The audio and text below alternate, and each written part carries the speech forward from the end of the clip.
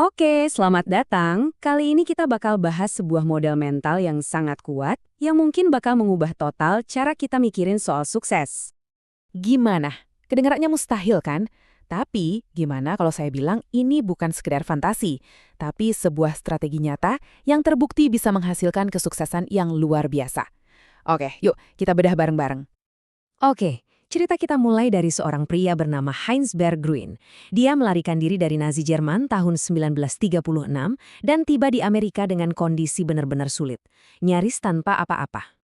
Tapi, luar biasanya, dia justru jadi salah satu pedagang seni paling sukses di abad ke-20. Pertanyaannya, gimana caranya? Apa dia jenius? Punya semacam indera keenam buat lihat mahakarya di masa depan? Ternyata, rahasianya jauh lebih menarik dari itu. Jadi, bukannya pusing-pusing milih satu lukisan yang bakal jadi pemenang, strateginya tuh radikal banget. Dia beli aja semuanya. Yep, dia borong ribuan karya seni dari seniman-seniman yang dianggap punya potensi. Setelah itu, dia tinggal duduk manis dan menunggu. Dan hasilnya, sebagian besar koleksinya, kita ngomongin mungkin 99%, ternyata nilainya biasa-biasa aja. Bahkan bisa dibilang gagal. Tapi, itu semua sama sekali tidak jadi masalah. Loh, kok bisa? Karena di dalam 1% yang seperkecil itu, ada harta karunnya. Ada lukisan-lukisan dari Picasso, dari Matisse. Profit dari segelintir karya ini, wow, luar biasa besar. Nggak cuma nutupin semua kerugian dari 99% lainnya, tapi juga ngebangun sebuah koleksi yang nilainya lebih dari 1 miliar dolar. Nah, sadar atau enggak, apa yang dilakukan Berggruen ini sebenarnya ngebuktiin sebuah hukum fundamental tentang cara dunia ini bekerja. Inilah yang kita sebut prinsip kemenangan ekor panjang. Jadi intinya tuh simpel banget. Beberapa kesuksesan yang super besar itu nilainya jauh, jauh lebih berharga daripada ratusan atau bahkan ribuan kegagalan kecil. Dan ini bukan anomali ya, ini adalah aturan main yang berlaku di dunia keuangan, bisnis, bahkan di dunia kreatif. Oke, tapi kenapa ya konsep ini kedengerannya aneh banget, kayak berlawanan sama logika kita sehari-hari? Well, jawabannya ternyata ada di cara otak kita disetting dari sananya. Gini, otak kita itu terbiasa mikir pakai pola yang namanya kurva lonceng, di mana kebanyakan hal itu hasilnya ya rata-rata. Coba deh pikirin tinggi badan manusia. Kebanyakan orang tingginya ya di sekitar rata-rata kan? Jarang banget yang super tinggi atau super pendek. Tapi, dunia kesuksesan, investasi, dan ide-ide besar itu beda. Dunianya nggak pakai kurva lonceng, tapi pakai hukum pangkat. Di sini, kebanyakan hasilnya itu gagal atau biasa aja. Tapi ada segelintir hasil yang boom, luar biasa besar, dan merekalah yang nentuin segalanya. Contoh paling gampangnya, lihat deh dunia modal ventura atau venture capital. Sebagian besar startup yang mereka kasih dana itu bakal bangkrut, beneran, gagal total. Tapi cukup satu investasi home run, bayangin aja mereka nemuin Google atau Facebook waktu masih di garasi, itu udah cukup buat nututin semua kerugian dari puluhan startup lain dan masih untung gede banget. Prinsip yang sama juga berlaku banget di pasar saham.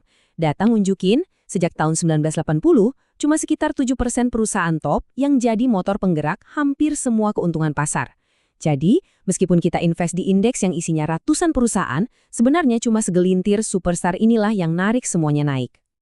Dan ini nggak cuma di dunia uang loh, lihat aja contoh klasik dari Walt Disney. Studionya itu udah diambang kebangkrutan setelah bikin ratusan film kartun. Ratusan!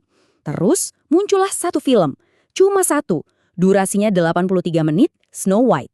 Dan film yang satu ini menghasilkan lebih banyak uang daripada semua kartun sebelumnya digabungin.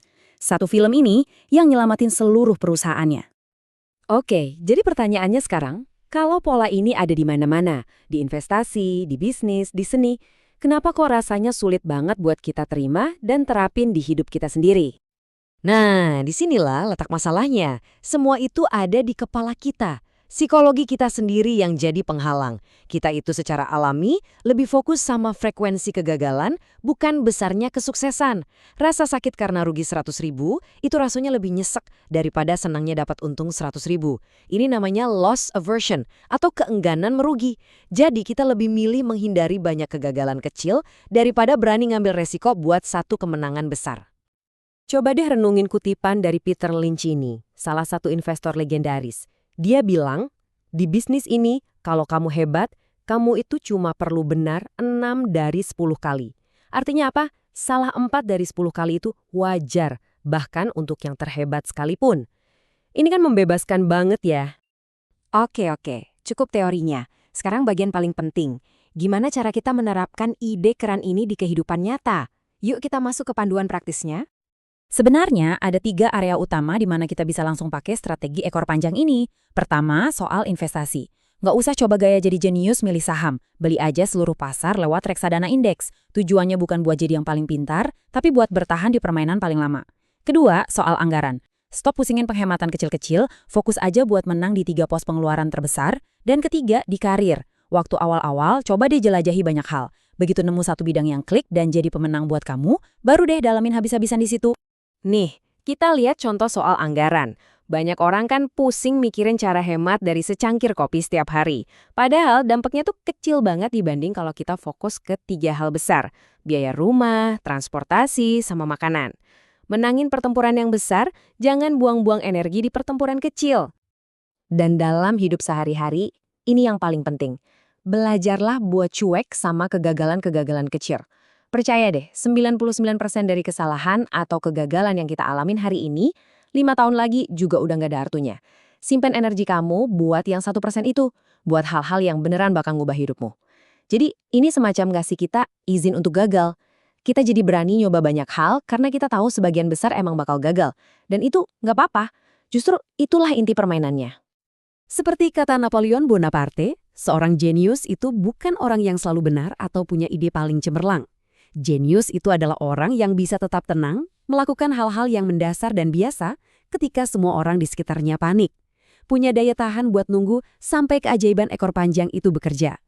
Jadi, ini dia intisari dari semua ini. Berhenti deh terobsesi buat menghindari setiap kegagalan kecil.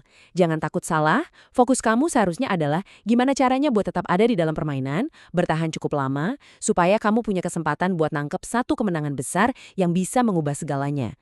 Jadi, pertanyaan terakhir buat kita renungkan. Kegagalan kecil apa yang berani kamu ambil risikonya hari ini demi satu kemenangan raksasa di masa depan?